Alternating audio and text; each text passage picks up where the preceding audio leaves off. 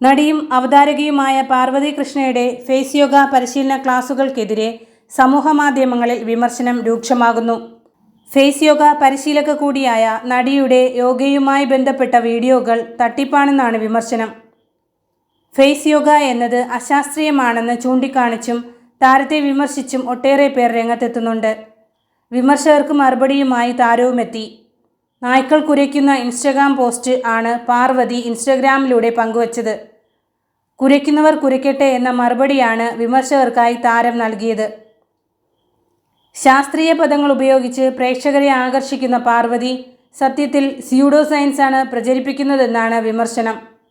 Face യോഗയിലൂടെ മുഖത്തിൻ്റെ ആകൃതി മാറ്റിയെടുക്കാനാവുമെന്നും മുഖത്തെ പേശികളുടെ ചലനത്തിലൂടെ ജോ ലൈൻ അഥവാ താടിയെല്ല് ഉണ്ടാക്കിയെടുക്കാനാവുമെന്നുമാണ് പാർവതി തൻ്റെ വീഡിയോകളിലൂടെ അവകാശപ്പെടുന്നത്.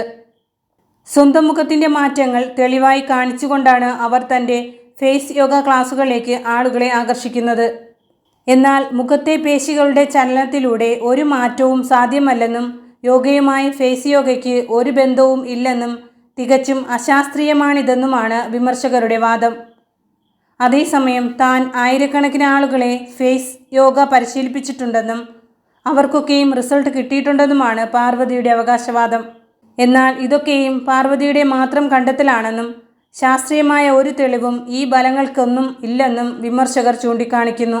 ശാസ്ത്രീയമായി ഒരു അടിസ്ഥാനവുമില്ലാത്ത ഈ കാര്യങ്ങളിൽ പോയി വെറുതെ തലവയ്ക്കാതിരിക്കുക എന്നും പാർവതിയുടെ പ്രേക്ഷകരെ വിമർശകർ ഓർമ്മിപ്പിക്കുന്നു.